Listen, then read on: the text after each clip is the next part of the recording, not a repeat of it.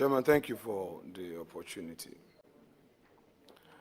Chairman, as you read in your opening statement, this committee is fortified by a letter from the President dated the 20th of May, 2025, which letter states as follows, that on 29th of April 2025, I submitted my nominations by letter to the Judicial Council for appointment to the Supreme Court.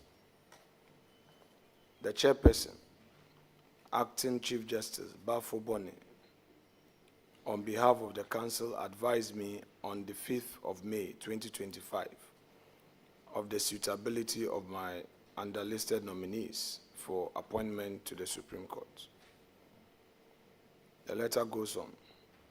In accordance with my duty under Article 1442 of the Constitution of Ghana, 1992, I consulted with the Council of State by submitting the above names and their curricula vitae to the Council of State. Next sentence. On 7th May 2025, the Council of State notified me by a letter and a report indicating their suitability for appointment. Honorable nominee, from the President's letter, it is obvious to me that Council of State did its work within 36 hours of you. Whether you were contacted by the Council of State part of their work for recommending you. May I know from you? Mr. Chairman, I was not called by the Council of State to meet them, no. Now, would you disagree with the suggestion regarding the speed with which the Council of State communicated back to the presidency? 36 hours. Council of State consultation. Do you find it rich? Mr. Chairman, that one is beyond my Very well. control. Very well. Now, as part of our own due diligence as a committee, we peruse your CV.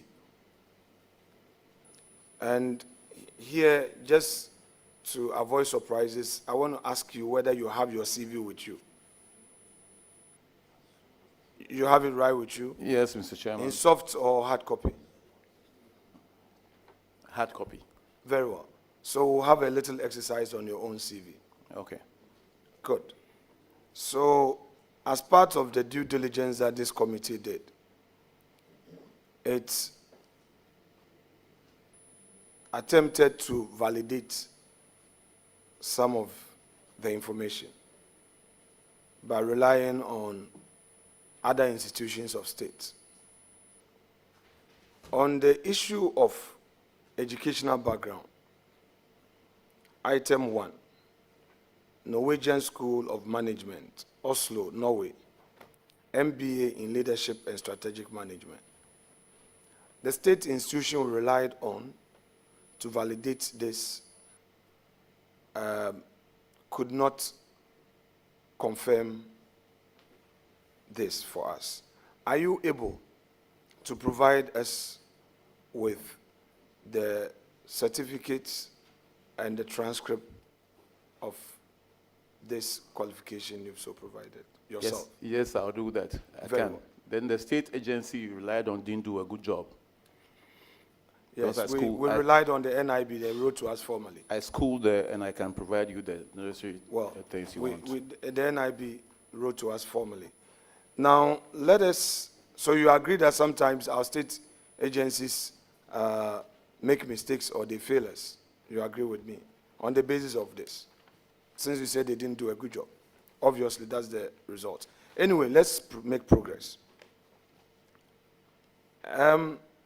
This program, you've stated that you did it between 1994 and 1995. Was it a scholarship from the Judicial Service, full-time program you took off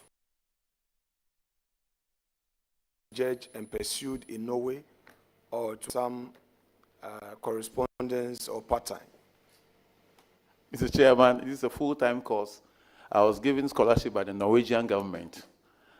In 94, 95, when we were integrated into the mainstream judicial service, we were not working.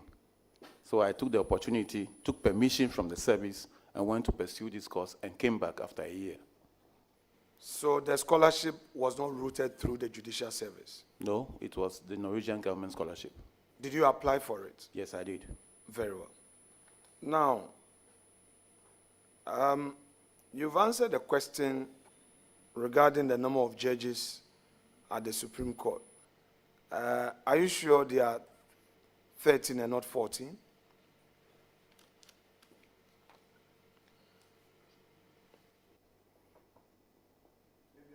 I'll give you the time to reconcile that. We'll come back. What if yes, okay, if you give me the time, I can refer to our diary and see the correct numbers. Yeah, sure. That's what I'm saying. I'll give you time to reconcile that. Now, still on your CV, you went to the training college. Yes, Mr. After Chairman. the O-level. Yes, Mr. Chairman. Then just after the training college, you went to the university from the records and the dates you provided. Yes, Mr. Chairman. So, I taught for a year before going to the university. Yes, before going to the university. After I finished training college, I taught for a year. Within that year, I went to the university.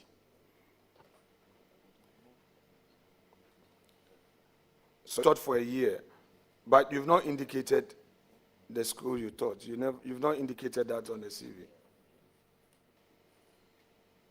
But that was in Pando in 1978. Very well. Because, so when did you finish the training college? Which you say 75 to 78. The academic calendar, do you readily remember which month of the year you finished, you completed your program at Judicial? I think we finished in June, July 78, and I was posted to Pando Gabi LA Middle School. I taught in that school until November, December, when I went to the university. Okay. So you can check from the Ghana Education Service. No, my lord. If you say I can check from Ghana Education, that's fine. No, I'm not you personally. Yes, I mean, we can cross-check. No, I'm dealing with your CV. I'm dealing with your CV. So that's why I said, do you have it with you? A little bit of patience would help. Okay, so it's your own record. It is not anything hypothetical. So now, according to you, 78, you were done with training college around July. You were posted, and then you taught up to December, correct? So that ends 78. Then you have here LLB, University of Ghana, Accra, Ghana, LLB, Hans. Then you say 79 to 82. So I want to know from you, the 79, which month, if you recall, did you start your first academic semester? Mr. Chairman, I finished training college in 78, was posted to Pando Gabriele Middle School. I was a teacher there and entered the university the following year, 79, We started, I think, in September 79. I didn't enter the university in 78. I entered in 79, sir. My lord, I didn't say that you entered the university in 78. I haven't said that. You said you taught up to December. The records would bear me out. That's why I repeated it just for clarity. So you relax, be with me here. Be with me here. There's nothing to worry. It's your CV we are perusing. When you were done with training college in July of 78, your earlier answer was that you were posted to a school in Pando and you taught in that school up to December of 78 and entered university, please, entered university in 79. Please clarify. Thank you, Mr. Chairman. I taught for a year in Pando, that's 70, and entered the university in 79. I went to Jaskan Training College in 1975. We were the first batch of a 3-year post-sex. Finished in 78, and I was posted to Pando Gabi LA Middle School, where I taught for 1 academic year. And in 79 September, I went to the university. So if Mr. Chairman, the CV says 79 to 82 to the university. Yeah, so it means that your earlier answer that you taught up to December. I don't remember. Did I say that? Yes. Oh, then I'm sorry. That's why I came back. Then I'm sorry. Yes, that's why I came back No. for you to reconcile. No. Okay, very well. So, my lord, you also said, you stated on your CV, you said you went to training college after your O-level. Now, I am aware of Cape Coast University those days. They would admit A-level, SS, professional, or mature students. Did you enter the university with your O-level certificate, or you entered as a mature student, or with a combination of your post-secondary certificate, that's your training college certificate? Mr. Chairman, I entered with 3 A-levels, not post-sec degree certificate. I wrote the A-levels whilst in the training college. We have adult education courses there, and I had 3 papers before entering the university. I wrote the A-levels in the training college, and that's what I used to enter the university. Which subject did you do for your A-level? Economics, religion, and geography, and then general paper. My lord, you said you only speak English and Ewe, correct? Fluently, correct. But you stayed in Aguna Sudro for more than 6 years, and my lord did not make an attempt. Is that the case?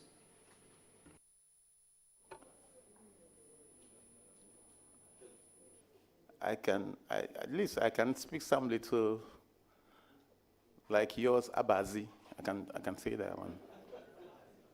My lord, but Aguna, they speak Aguna. Aguna Sudro, they speak about. Yes.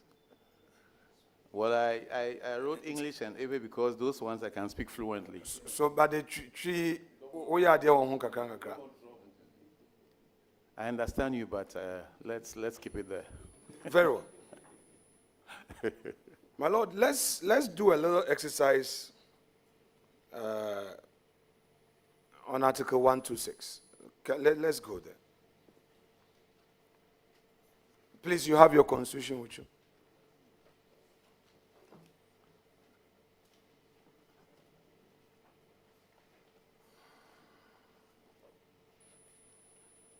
My lord, you there? Very well. In your earlier submissions, You indicated that Superior Court justices retire on their salaries, correct? Not yes, but not fully, because you need to do a number of years. Okay, so if you say you need to do a number of years, let's bring clarity to it. Superior Court justices are in 3 categories: Supreme Court, Court of Appeal, and the High Court. Correct? Yes, Mr. Chairman. Now, which of these categories, 4, Regional Tribunal stroke High Court, Regional Tribunal Chairman stroke High Court, it's the same thing, 3.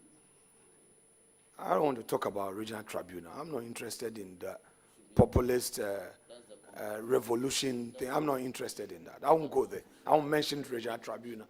I will not. You can do your own thing. I'm not interested in tribunal where you use your aura, abuse people's rights. I'm not interested. I'm dealing with Honourable members, order, Let's- order. Chairman, the put your reference chair- is to Article 126. Very well, and says let's the proceed. judiciary shall consist of the Superior Court of Chairman, I'm Judicature, able to read. comprising the Supreme Court, the Court of Appeal, the High Court, and Regional Tribunal. So you cannot say you are not interested in the Regional Tribunal when you are making reference to Article 126. Chairman, thus far, we've had some peace. Restrain your chief whip. We kept quiet for him to ask all his questions anyway. So, which of the categories is the number of years of service applicable to? Mr. Chairman, some people join the service from after civil servants who have retired. For example, there were 60 where they were working before joining us. My Lord, I'm not stopping you. I'm not stopping you. Please. We may stay longer depending on your approach. We may have a very short session if we deal directly with the issue. And that's what I would prefer, the latter approach. So, please bear with me. We know the Constitution defines 3 categories: Supreme Court, Court of Appeal, High Court / Regional Tribunal chairs. And in your answer, you qualified the earlier position you are taking, that Superior Court justices retire on their salaries. You qualified it by saying that, yes, but it depends on the number of years of service. I want to know from you, of the 3, High Court, Supreme Court, Court of Appeal, which of them is this number of years applicable to enable them retire on their salaries? Mr. Chairman. Or is applicable to all? It's applicable to all. Oh, I see. So, for instance, if a person is nominated to Supreme Court and he serves only 4 years and retires, is it the case that he would not qualify to retire on his salary? Is that the case? Mr. Chairman, it depends on the number of years you've done the civil and the public service before joining. So let's be specific. The person, If you Lord, sorry, okay. The person came from the bar. He's a practitioner who was nominated, a professor at a private practitioner from the private sector, a businessman, someone who has worked with corporate Ghana and not in public service or civil service.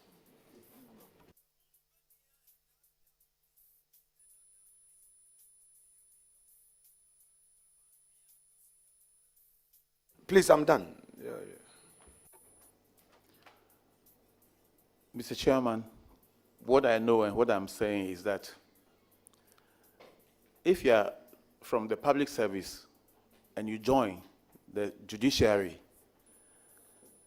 if you do 10 years as a judicial officer, you retire on your salary. But if you join from outside and you don't do the 10, if you do 20 years before coming, will be added, and then you qualify. It's a constitutional provision. Please, okay, they are saying Article 155 from here, if you may read that aloud.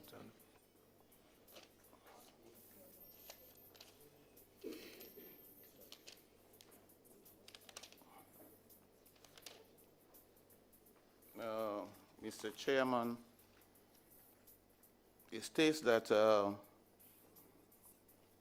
notwithstanding the provision of this chapter, a justice of the Superior Court of Judicature who has attained the age of 60 years or above shall, on retiring, in addition to any gratuity payable to him, be paid a pension equal to the salary payable for the time being to a justice of the Superior Court from which he retired, where A, he has served for 10 continuous years or more as a justice of the Superior Court of Judicature, or he has served for 20 years or more in the public service, for 20 years or more in the public service, at least 5 continuous years of which were as a justice of the Superior Court of Judicature. And upon retirement under the clause, he shall not hold any private office of profit or emolument, whether directly or indirectly.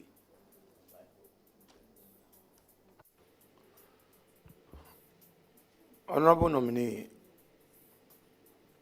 may I know from you whether, in view of the provisions in Article 126, having regard to your earlier position that to enable the court function properly, human resource is critical. That is, judges and officers of, staff, judicial service staff must be paid well. Would you recommend a constitutional amendment which will incorporate the lower court justices, i.e. district magistrates, circuit court judges, to come under this provision of retiring on their salaries? Would you recommend that? Mr. Chairman, this depends on the kitty. I wouldn't recommend that. I think this is an incentive for you to work hard and enter the Superior Court. I think it's a way of rewarding you for your hard work. So I wouldn't recommend that everybody falls into that category, sir.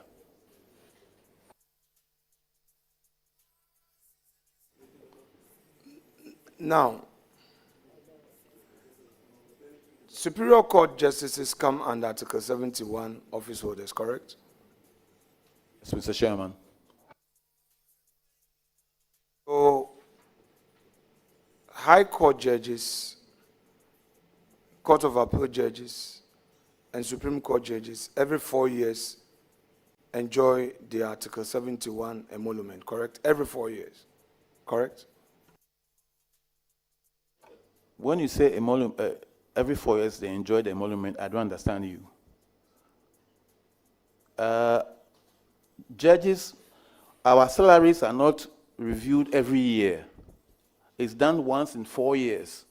So what is paid back is the difference. That is what is paid every 4 years. Let's go to Article 71.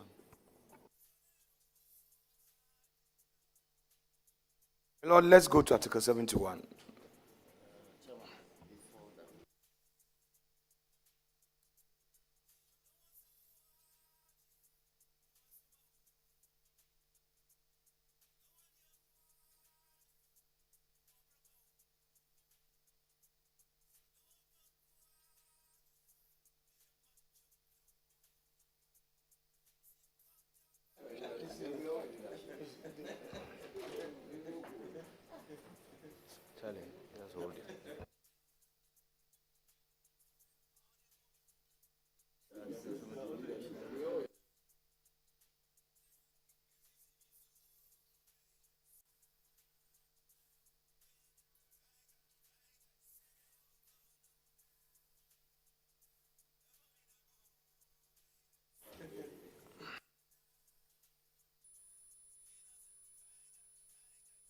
Yeah, my lord, if you may read 71 for us. Okay.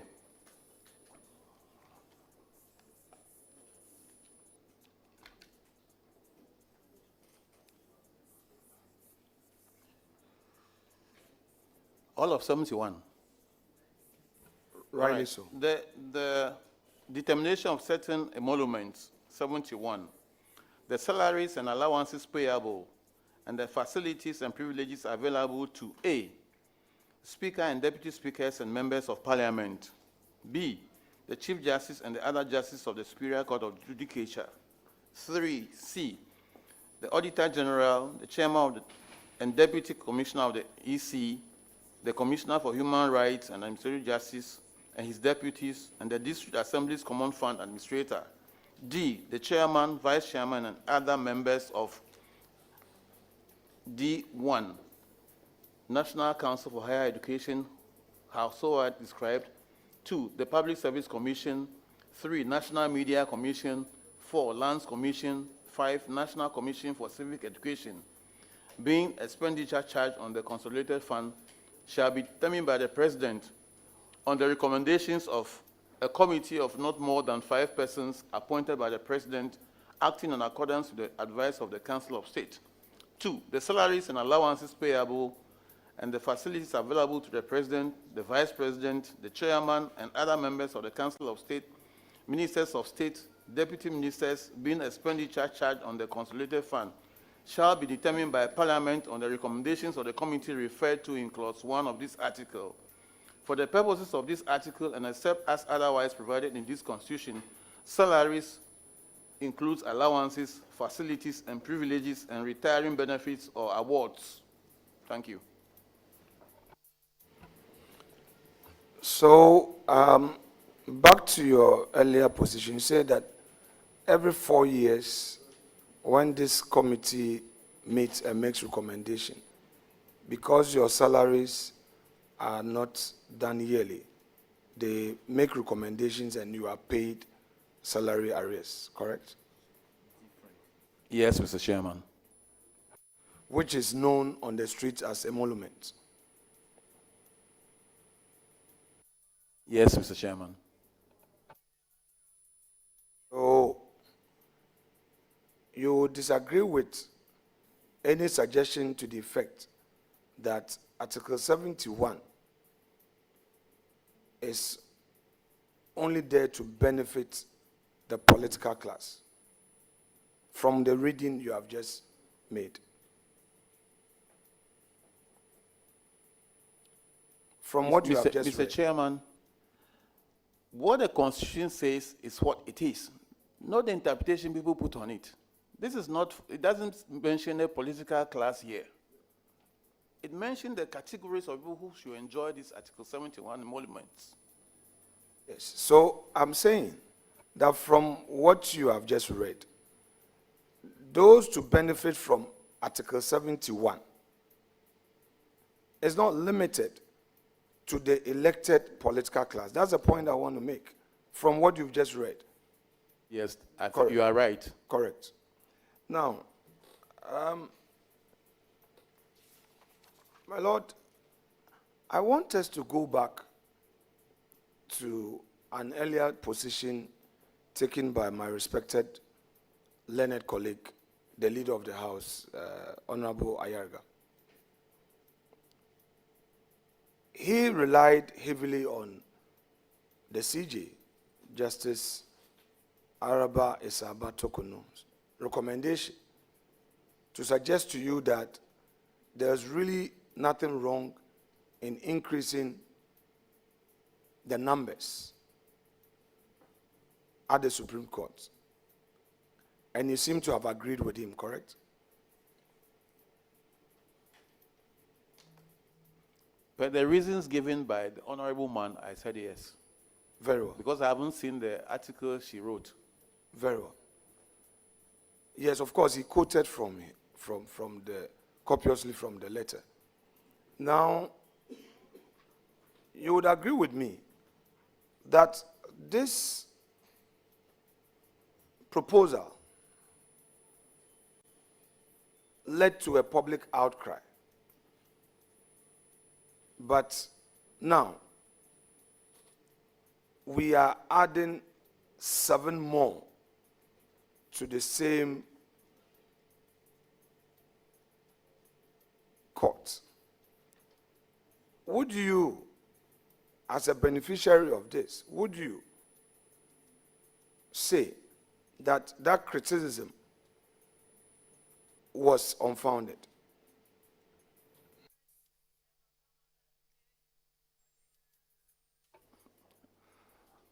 Mr. Chairman, if I got it right, it's the Judicial Council that raised the first criticism. The Judicial Council, if I got it right, that the names didn't originate from them. That is all I know.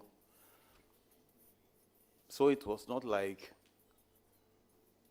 I am a beneficiary of, like the word you use, beneficiary. No. I was nominated by the President of the Republic to become a Supreme Court judge.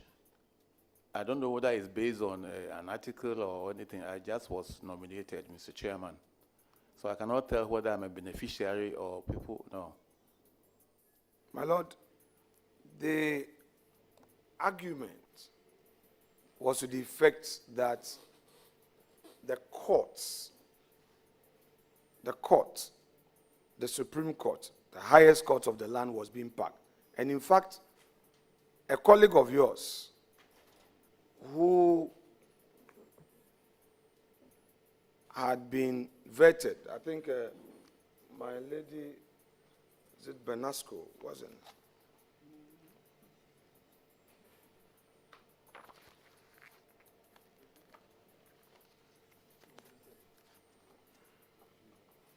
Yes, I have here.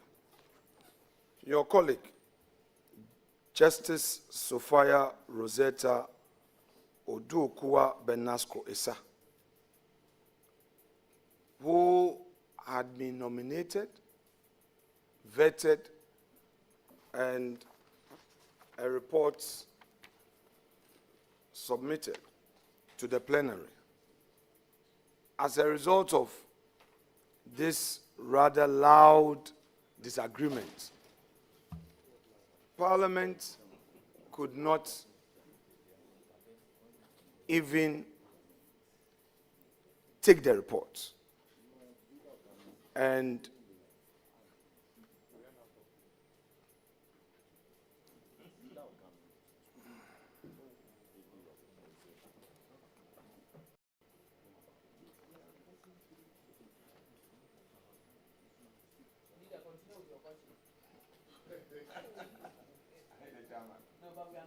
Please continue.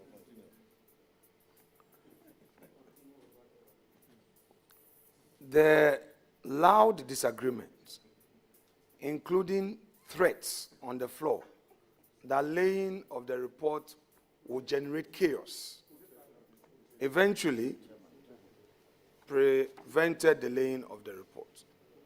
I want to know from you that in view of the argument that even these two adding to the Supreme Court would amount to packing,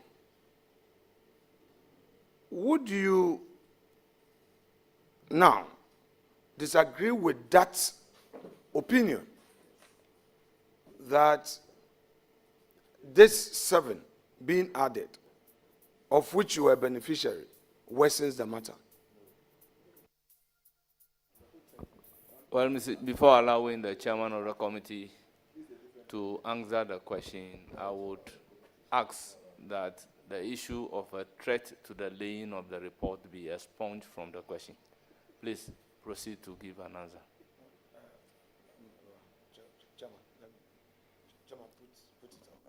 Chairman, I speak of the record, though I will respect your ruling, but I will pull the Hansard. Fortunately, my respected colleague who used the word, there will be chaos. Hansard captured him. If you are ruling it out now, I don't mind to take that one out, but I will bring the Hansard to just, we are not done yet, so I would bring it, so at least once there's a record Honourable to bear members, that I would- believe and support the principle that matters that happen on the floor of Parliament is a closed book. Please proceed to give your answer. Thank you, Mr. Chairman. I'm not even privy to all that happened in Parliament, whether there was chaos or there were threats. I don't know anything about that. I have just been nominated to the Supreme Court. I don't know anything as to whether I benefited from anything or, I don't know, Mr. Chairman. I can't exactly tell what happened on the floor of Parliament. I don't know. That is what I can say, Mr. Chairman. My honorable nominee, did you become aware of the general apprehension in the public space regarding the two nominees as same amounting to the packing of the Supreme Court? Did you become aware of the general apprehension in the public domain at the time? No, Mr. Chairman. Okay, fine. Would you disagree with any suggestion to the effect that these 7 nominations from the president at a go amount to the packing of the Supreme Court? Would you disagree with that suggestion? I think you answered this question, said no. So why is I the don't question being yes. repeated? So, Honorable Minority Leader, with all due respect, proceed with another question. He says no to it.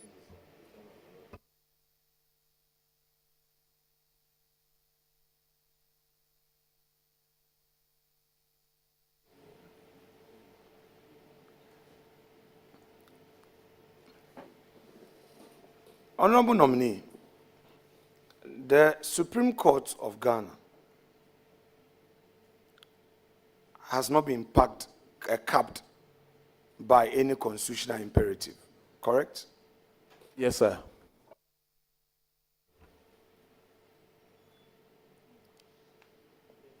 There's no cap. You would therefore agree that circumstances may result in having a certain number on the bench, correct? Yes, sir. So, in view of that, you would disagree to any suggestion that seeks to condemn or criticize or create a certain apprehension when nominations are being made with justifications for the number to go up to a certain point. You would disagree? Mr. Chairman, it depends on the justification. It depends on the exigency and the justification accorded to the nominations. Thank you. You will agree with me that the current 7 nominations have not been accompanied with any verifiable justification or exigencies. You would agree with me? Mr. Chairman, I'm not the appointing authority, so I wouldn't know why. So it's difficult for me to answer why. Man, I want to register a protest on record. I know that you are not sharing your power. I would plead through you to my respected colleague seated immediately to your right. The interjections, though not on record, those interjections are becoming too loud and too many. And we've started well. The man seated there, I've appeared before him, and he knows me very well, and I know him very well. We are discharging a constitutional duty. If it were to be on personal level, I say, my Lord Dzamefe, please, I've passed you. We are doing a constitutional exercise and we have political views on certain matters. You've had your turn. This thing that we do then, it get out of hand, the public misconstrue us. I don't want it to happen. Please restrain him. Please restrain him. It must not continue. All other members are accordingly restrained. The floor is given to the minority leader and the ranking member of the committee. You So, must add or sign him to be say that. No, this attempt to run me under the bus, I won't accept it. Were you not interjecting me? Were you not? Did anybody protest? Please. you have the floor. You have the floor. Please continue with your question. You can't run me down the river. You can't. Please proceed. Honorable nominee, may we do some exercise on constitutional evolution and textual fidelity? In your view, when should the Supreme Court adapt constitutional interpretation to changing circumstances, whereas at the same time, a view regarding adhering strictly to original text has to be complied with? And maybe let me hear you on that, then I can do a follow-up. Mr. Chairman, the Supreme Court, as the apex court, is a policy court which we cannot deny. That is why they are not bound by their own decisions. When they think fit to do so, they can depart from their decisions based on the evolving nature of the law and situations. So the Supreme Court, saying that something has to be done, are at liberty to depart from their previous decisions. That's why they are not bound, Mr. Chairman.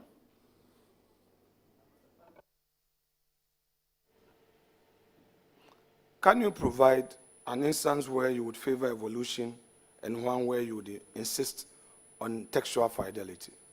I know I have a textualist right by me, but who am I to even say he's seated to my left or right? I have Please a textualist with me. proceed to ask your question.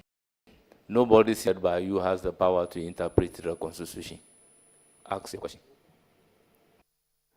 So may you provide an instance where you will favor evolution and an instance where you would insist on textual fidelity? Mr. Chairman, if the Supreme Court gives a decision, we are all bound by it.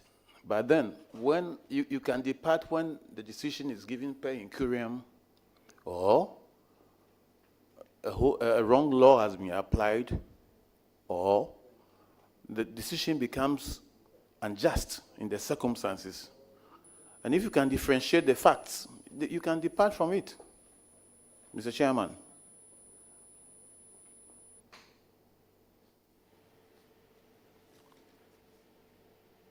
Honorable nominee, let's talk about judicial ethics and independence. Would you be able to give us 3 specific measures you would implement or you suggest to be implemented to maintain judicial ethics whilst preserving independence?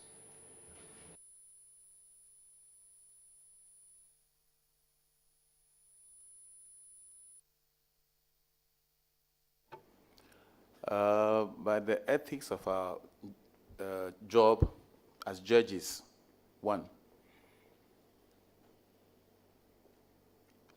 you go strictly by what is before you, that is the evidence before you, and the facts. If I got the question right, you base your decisions on the evidence and the facts before you. You are not to depart from this. And then if it's I don't know whether it's the social aspect you are asking, your comportment, your rapport with lawyers who appear before you, it's there. You must know how you relate to parties who appear before you, the language you use in court, comportment, as I said earlier, your punctuality, even your own outlook as judges. And then you must not meddle into politics. You must be independent. You must just give out your money. You don't care whether it's coming from A or B. These are some of the ethics we go by. And then you must know where you go and where you don't go, where you are seen and where you are not seen. Thank you. So in view of that, how would you then balance the question of transparency with the need to avoid inappropriate commentary on legal issues? You just have to know how to balance it. It's a thin line. If you heard me earlier, I said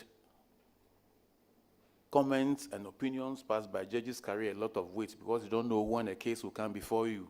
So you have to be very sparing as to comments you pass because, one, a case may come before you and the facts may be different, not on all fours. You have to depart from what you said.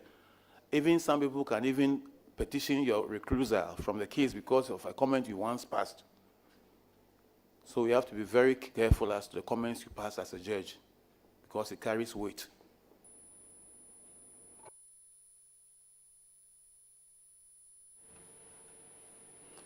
Now, you are aware of the ECOWAS courts. You become aware of the ECOWAS courts, my lord. Yes, Mr. Chairman.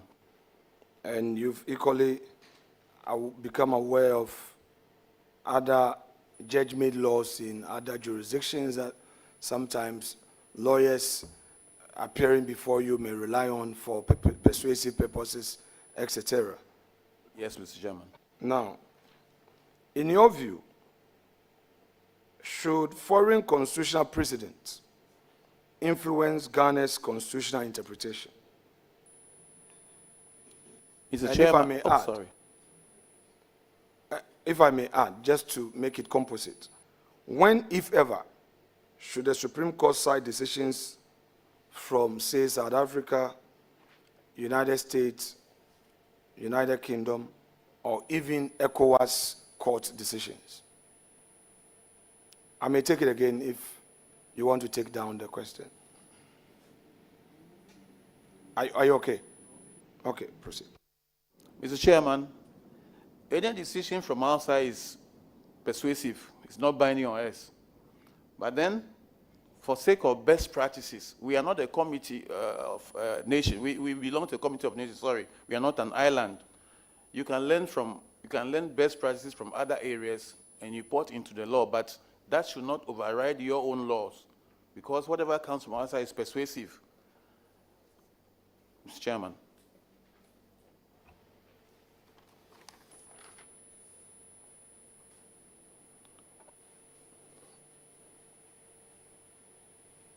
Now, on the issue of democratic theory and constitutional purpose,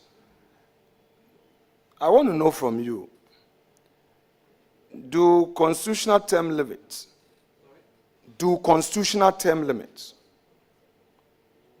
serve primarily to prevent individual power concentration or to ensure democratic competition, in your view? Mr. Chairman, I don't understand I'll repeat. the question. Yeah. I'm saying that I'm now delving into area of democratic theory and constitutional purpose. And my question is, in your view, does constitutional term limits serve primarily to prevent individual power concentration, or it is there as a constitutional imperative to ensure democratic competition?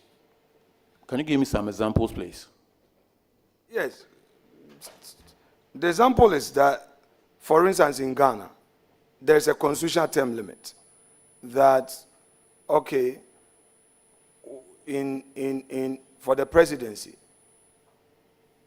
your term, 4 years, you can go again. And you earlier answered it when you said somebody was trying to, my colleague John Daku was suggesting to you that does that mean consecutive terms? And you said the Constitution says 2 terms and that's it. Of course, we've had Professor Kwesi Prempeh, the chair of the Constitution Review Committee, being very clear that 2 terms means 2 terms. Now, with that background in mind, what I'm asking you to share a view on is whether or not this provision is there to primarily prevent individual power concentration, or is there to ensure democratic competition? Is it clear now? It's clear. Mr. Chairman, what the Constitution says is the law. Whatever you say beyond the Constitution is noise. And no matter the many noises you make, the law is what? It's the law. You can't read any meaning into it apart from what the law says, Mr. Chairman. It says 2 terms. And whenever the Constitution gives a term limit, you have to follow it, Mr. Chairman. Unless it's amended or repealed, you don't have a choice. There's no other interpretation you can give to it than what it is, Mr. Chairman.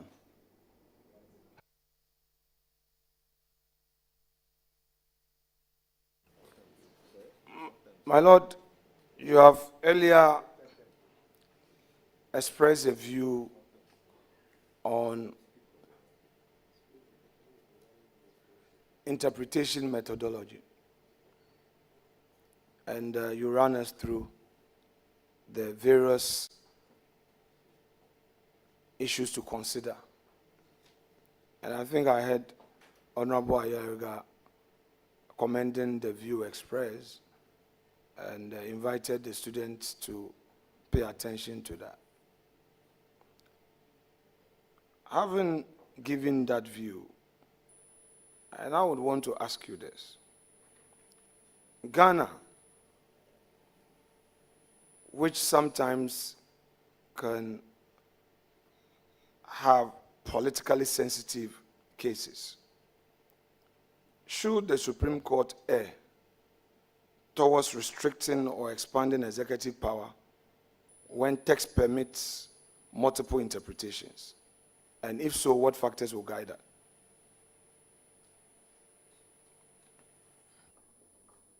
Mr. Chairman,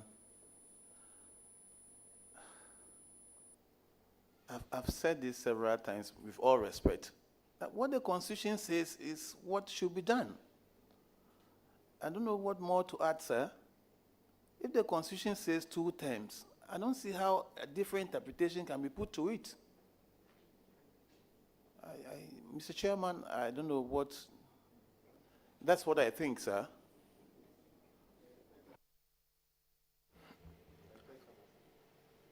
My Lord, your colleagues who came before you, especially during Kufuor's era, had cause to give a certain interpretation to the Constitution.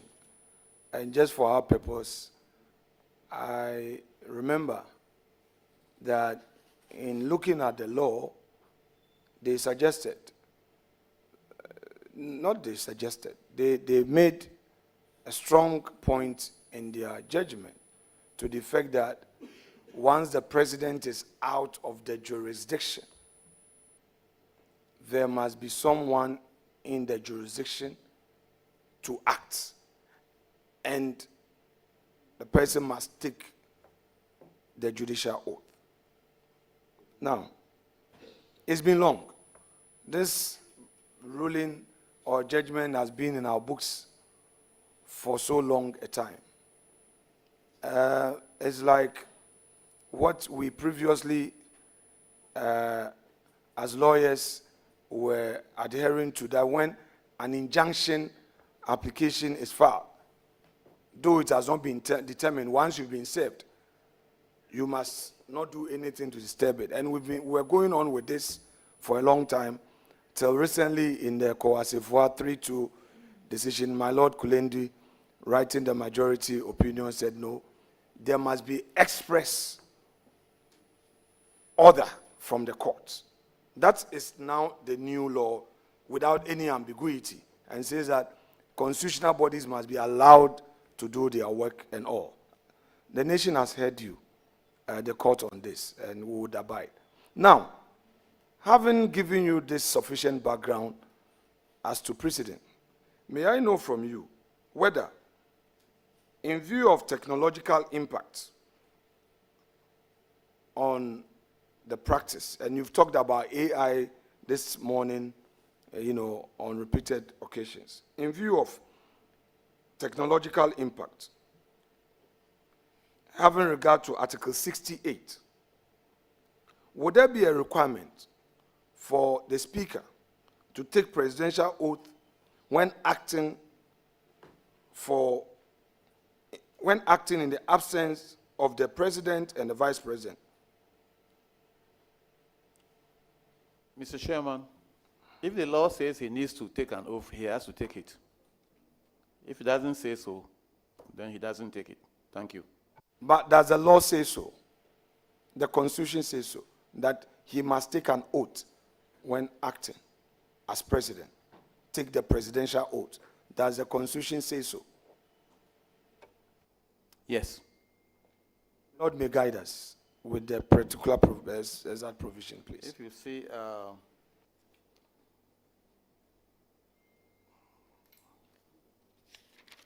I think it's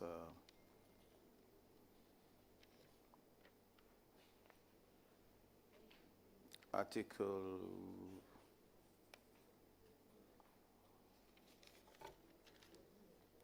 Well, I can't get it offhand, but Mr. Chairman. We can look at it. You can take your time and provide that later. But you can furnish us with that later. But my Lord, my question directly related to this is that in an era of instant global communication, does this distinction remain constitutionally necessary? And should, quote, absence from the Republic, unquote, be redefined, in your view? Mr. Chairman, with technology now, absence,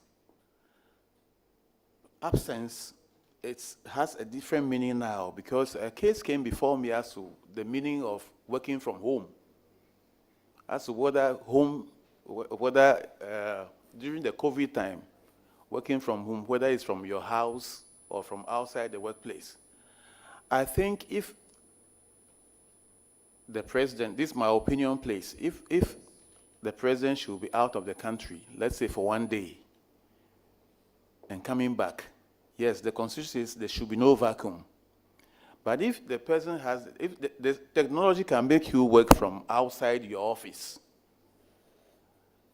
but well, the law says if you are out of the jurisdiction, fine. But if you are in contact with those who you work with, I don't really think, and the period is that short, maybe 1 day, I don't think there should be this ceremony when you are coming back the following day for somebody to swear an oath, and then the following morning, the president or whoever's oath is taken is back. Is my law departing from the law is the law? The law is the law, but I'm not departing from it. But what I'm saying, this is my personal position. Mr. Chairman, what I'm saying is that, let's say the president goes to Nigeria and will come back in the evening. He's not in the country, but that does not necessarily mean that the vice should take an oath to act for him when he's coming back in the evening. I mean,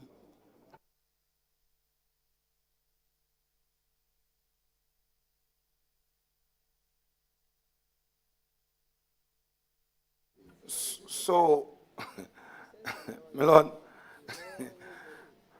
Lord, so you yourself, you are very dynamic in your views, because you see, earlier, your view of the law, when we were talking about some other provisions, you were like, the law is a law, which is true.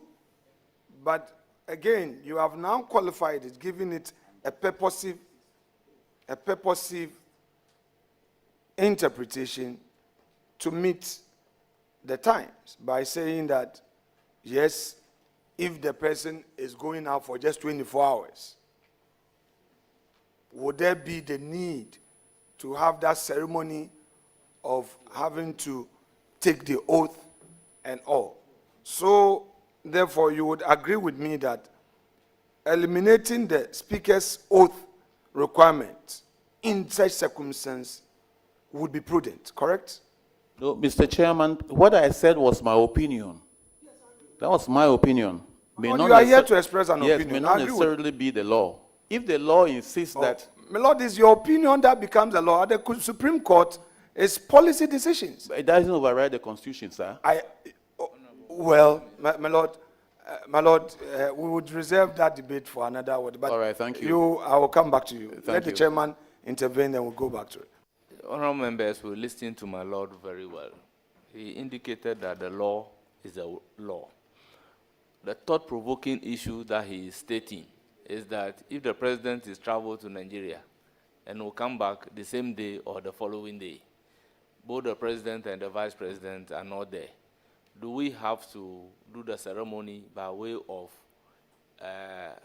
swearing in the speaker only for him to return after the swearing in to come and take his position? So these are issues that we can look at. So he still believes that the law is the law.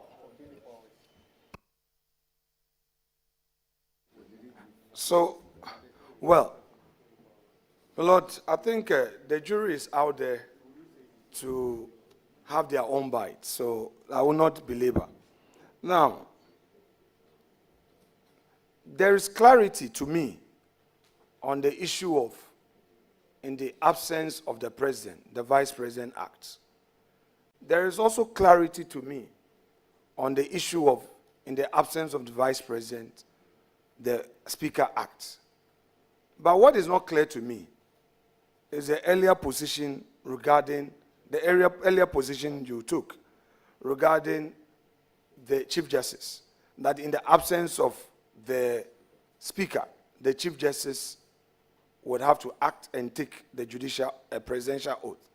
Now, my Lord, is this position you took earlier in response to a colleague's question emanating from the Constitution expressly, that in the absence of the Speaker, the Chief Justice takes the oath of office as acting president? Is there such express constitutional provision? Or you are just, you stating so as a matter of course, that there should be no power vacuum?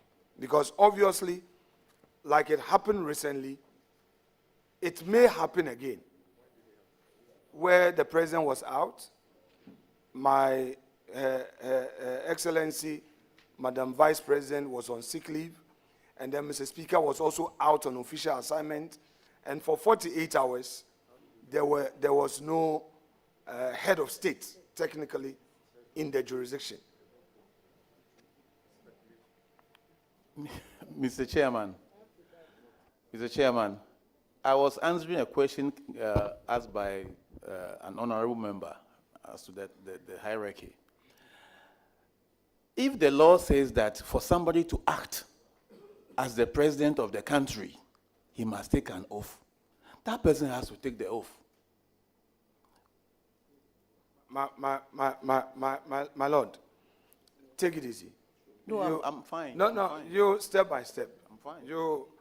I mean, it's a good exercise that we have to embark on. Lacuna in the Constitution, we must recognize it as a nation, and I believe the Constitutional Review Committee is following proceedings here. Now, my first question, and I will take it step by step. Is there an express constitutional provision that requires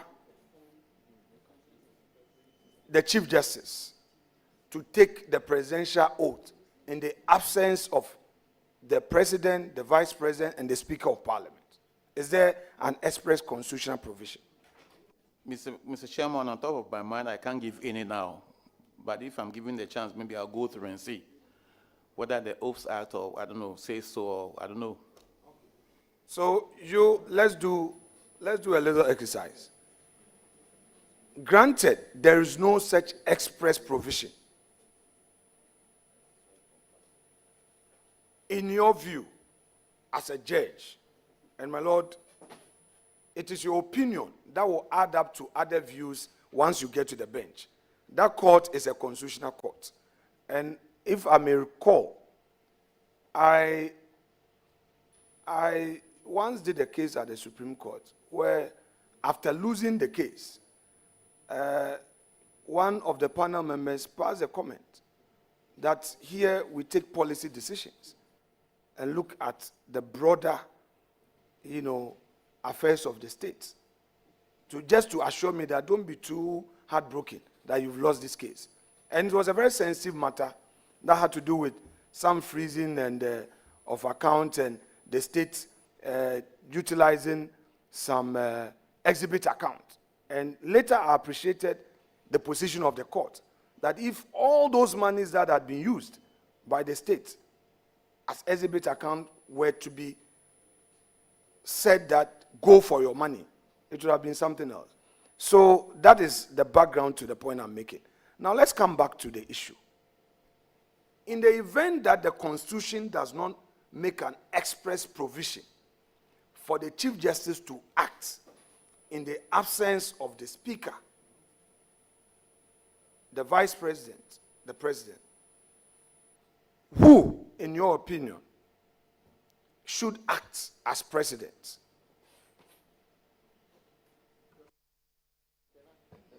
You mean if the vice is not in? Let me take it back. Yes. The President is not in the country. The Vice is not in.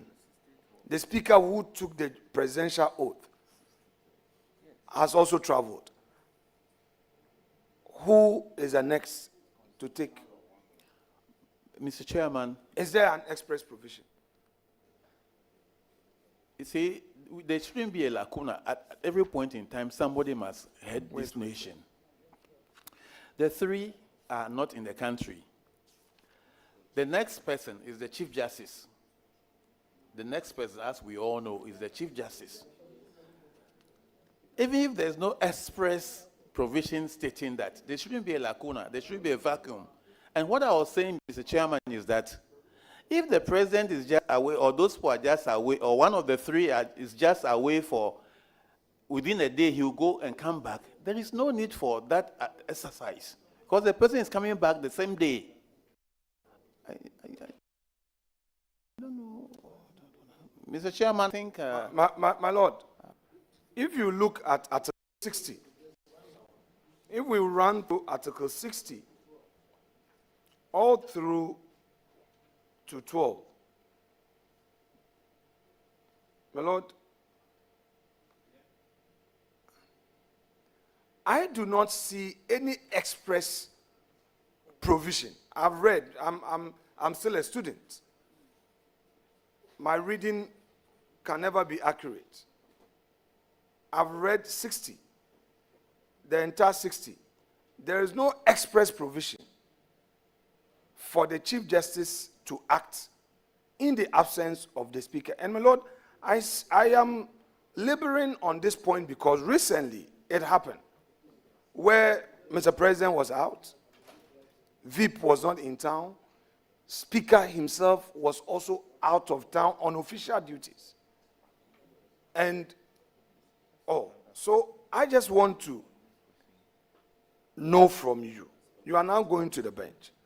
What is your view? I hope there's clarity now. Thank you very much. It's clear. I think there's a lacuna there. So it has to be filled up. There shouldn't be that vacuum.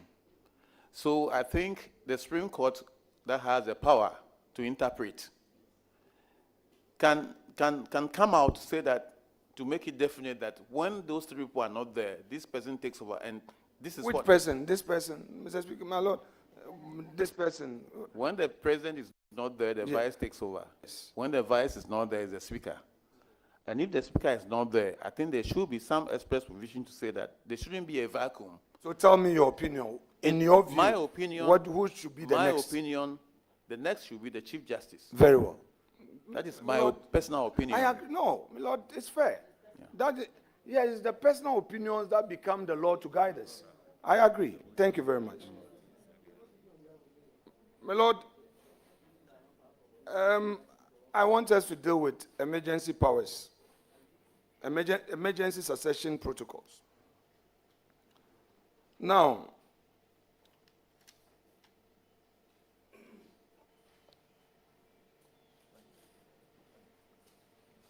constitutional succession framework designed for unprecedented circumstances. In your view, should temporary successors beyond the vice president have full executive powers? And what constitutional limitations, in your view, should apply? Because they've taken an oath. They've taken the presidential oath. Yeah, Mr. Chairman, yes, they've taken the presidential oath, but I don't think they can exercise all powers in the absence of the president. There must be a limit. For example, if the president should travel, the vice travels, and then the speaker takes an oath to act, and he decides to change ministers, appoint new ministers in their absence, it's not the best. So I think, yes, to avoid a vacuum, yes, somebody must lead, but certain decisions cannot be taken by that person. I think so. But the person has taken a presidential oath. Yes. Now, how would you balance governmental continuity with democratic accountability in extended succession? I don't understand, please. So we've talked about succession. They could be temporal. But we can have situations where time could prolong. And in your view this afternoon, you have also said that, look, those powers must have limitations. For instance, the person acting should not have the power to fire or even appoint ministers. I've heard you. Now, I'm saying that in view of that, how do you balance this governmental continuity, which is allowing somebody to act, and the requirement of accountability? Mr. Chairman, the state must run in the absence of those people, as we said earlier. Yes, we have to balance it. The state must not come to a standstill. But then you must know the kind of decisions to take in the absence of the substantive people. That's what I think, sir. The state must run.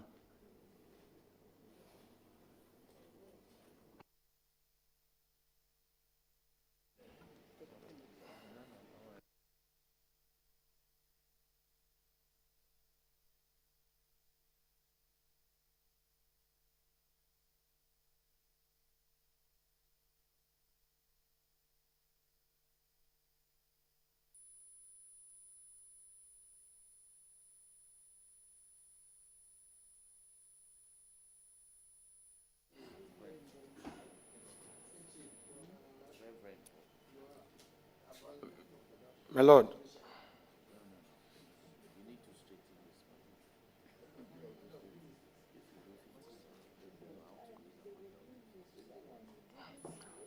in your view, what are the specific constitutional amendments you recommend to modernize Ghana's political succession framework?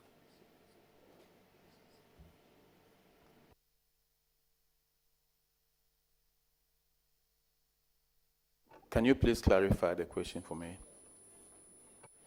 Well, I'm rooting it on the earlier foundation that I laid, the temporal succession, who is taking over and all that, in the absence of this, that, and you've already expressed some broader views. Okay, so I now would want to hear your views regarding some recommendations, because you've talked about some limitations. I just need you, in view of that, to make certain proposed recommendations by way of constitutional review. Because you agree with me that even the inclusion of the Chief Justice in the succession plan is now coming by way of a purposive approach to governance, that you don't have to leave it vacant, vacuum. There shouldn't be vacuum. But there's no express provision. So share with us what you see as some recommendations to guide this whole process, because it's very critical in view of the experience we've just had. Mr. Chairman, I think this is for Parliament to do. You have to pass laws as to what should be done in those circumstances. I beg, sir.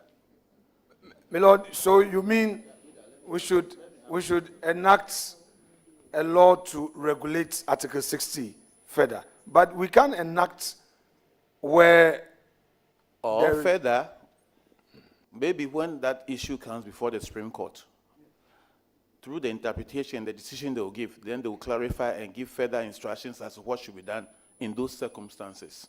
My Lord, you remember Article 1815, the Clomega? The Supreme Court left that bit to Parliament, and it is still hanging, where they said Parliament should enact to regulate 1815. It's in the light of this that I want to ask you whether in such circumstances, in view of the amendment we're looking at, Supreme Court in taking this up would look at it holistically and provide a guide without saying Parliament should do this bit, because this is very constitutional in my view. What do you think?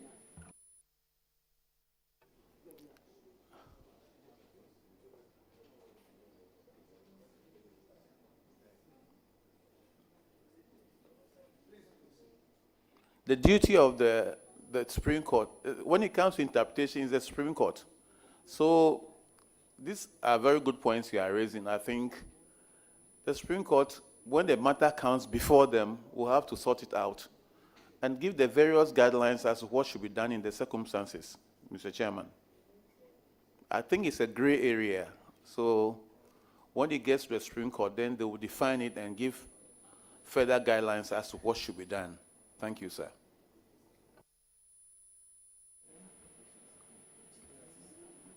My Lord, the records have it that you've been at the Court of Appeal since 2010, correct? Or more? Since 2010? 2010. Okay. And you presided over that committee, that football committee. What's the name of that committee? There was a commission of inquiry or committee. Mr. Mr. Chairman, you know that commission's name. Dzamefe Commission, the commission. Committee, sir, it's a commission. Yes. Thank you, sir. Lord, you know, when I forget, assist me. Thank you. Lord, so in that commission that you chaired, what did you really unearth by way of the whole hearing? And do you think that the recommendations that came there too has been implemented to guide football administration in our country? Mr. Chairman, some were, but not all. We recommended a lot of recommendations, but not all were taken. But I can give some that we did, and we said, one, players should not be paid cash.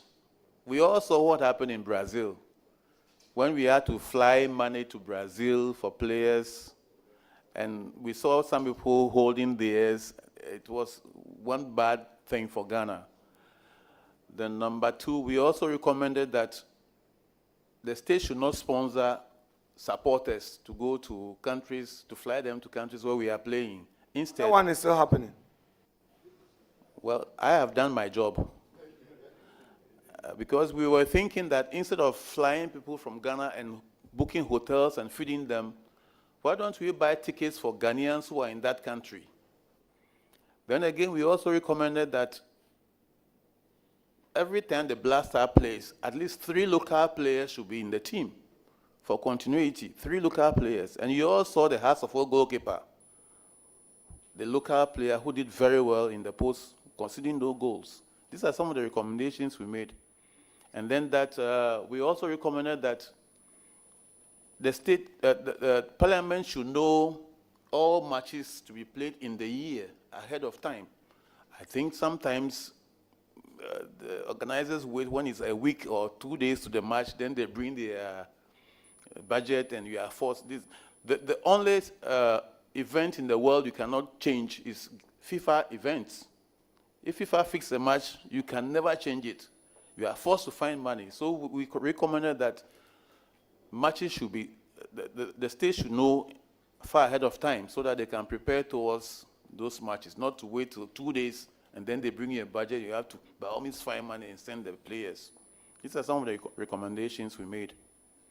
My Lord, this is a good point to ask my very last question to end the day. Thank you very much.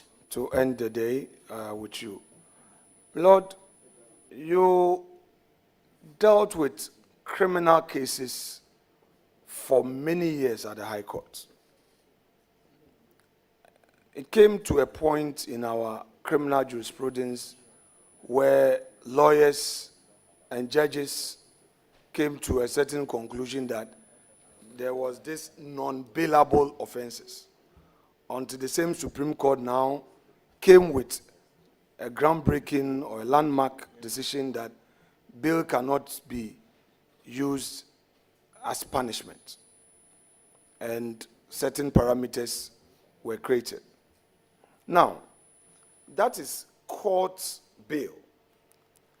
What I want us to do to conclude the day is inquiry bail at the administrative level, where a state institution investigating a person and is unable to complete investigations and is not ready for court would grant bail on certain terms. Now, for all your years as a judge, would you suggest, would you say that an institution like IOCO, OSP, or the police service itself should arrogate to itself the power to demand what has become known as justification as bail condition, especially when they are not even ready to come to court? My Lord, I'll give you a bit background to it. In the public space, what we have heard through public statement issued.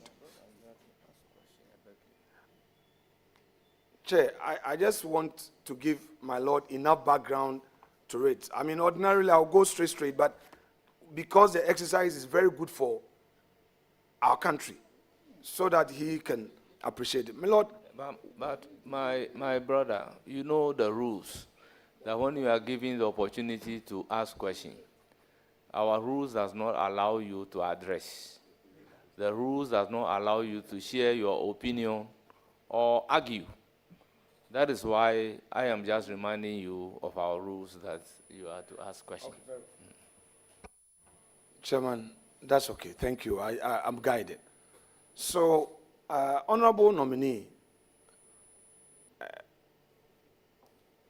I am giving you this background in view of the fact that in recent times, IOCO specifically, they have justified their action of requiring landed property titled, registered with the Lands Commission with valuation report as the basis for their bail condition because of the amount they are investigating. Because of the amount they are investigating.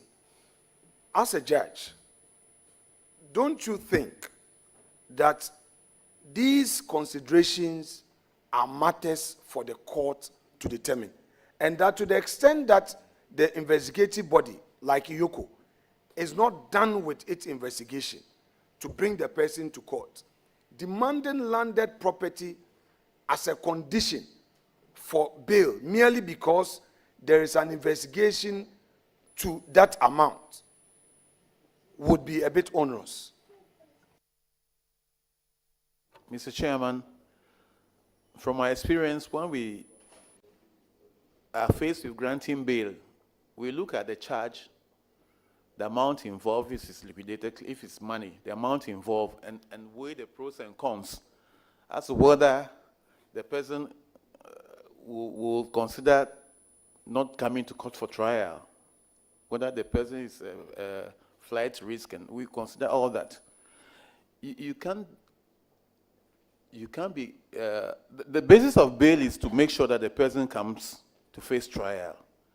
But then, you can't be investigating a case, let's say, for example, $1 million in a theft case or something, and grant bail 10,000 cedis. There's a possibility that you are indirectly telling the person, go away. So we consider all these things. But I cannot tell what informed that decision by Yoko. No, I cannot tell. I cannot tell. It's not yet at the court level. So I can't tell why they demanded that. I cannot fault. The government, I cannot fault them for that. My Lord, I'm not saying fault them. Yeah, my Lord, I'm not saying fault them. My Lord, I'm not saying fault them. On the issue of courts, I have no problem. Because you, the presiding judge, will now look at the charge sheets, the evidence available, and in fact, in our modern criminal trial system, you have document you are relying on as part of the discoveries, contrary to the previous practice where you keep it under your armpit and be releasing them one by one. Now, from day one, you are to give document to your adversary or to the accused. I am concerned about the use of such powers at the investigation level, where you have not even concluded, but you know that the amount you are investigating is X. It could be right or wrong. It could be true or not. You've not gone to court yet. That is where I want you to share a view on for us. Not to blame Yoko. That's not what I'm asking you to do. We are expressing a view to enrich democracy. Mr. Chairman, at the investigative level, they are not saying you are guilty or not guilty. Granting bail and putting any figure on it is just to make sure you are available. And Mr. Chairman, don't forget that when you get to court, there's the possibility of the court varying even your bail bond, lower or even higher. So it's just a means of making sure that you attend, so you report yourself for the investigation. That's all. That's all about it, sir. Yeah, thank you very much, my Lord. We have come to an end of the vetting. Permit me to recognize our revered justices of the Supreme Court seated behind you. Then I will come to the family members. First on the list is His Lordship, Justice Paul Bafoboni, Acting Chief Justice. You are welcome. His Lordship, Justice Isifu Imoro Tanko Amadou, Justice of the Supreme Court.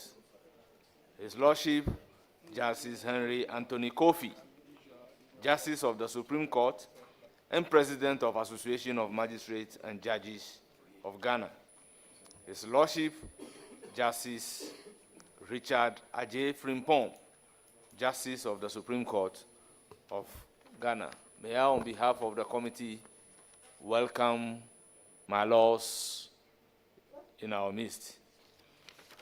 I then proceed to acknowledge the presence of Mrs. Antoinette Dzamefe, the wife of the nominee, Mr. William Krakani, Dr. Kofi Dako Anoche, Togbi Honuafe, Chief Honufe, Chief of Lume, Togbi Haji Sulfada Lume, Togbi Apana Dzamefe Lume, Togbi Hlomachi Lume, Mr. Mauli Dzamefe, Mr. Dan Jide, Dr. Mauli Adjoe, Director General, TVET, Ghana. We also have Commodore Retired Julius Dzamefe, Akofa Wallace, Mr. Derek Tetefio, Mr. Benji Halm, Chairman, Premier Keep Fit Club, Tema. Mr. Doe, Patron, Premier Keep Fit Club, Tema. Mr. Ken Thompson, former MD, Dalex Finance. Mr. Eyome Aka, Mrs. Mawena Aka, Mr. Bonnie Lawekpo, former headmaster, Medas, Tema, and Mr. Danny Moore. You are all welcome. Honorable nominee, we thank you very much for attending upon the committee and providing answers to numerous questions posed to you. You are hereby discharged. You will surely hear from the committee. Thank you very much for coming. Thank you, Mr. Chairman and honorable members. Honorable members and our guests, it's time for lunch. You are invited to join us, take lunch together. We are resuming exactly at 3 o'clock to take the next nominee. Thank you very much.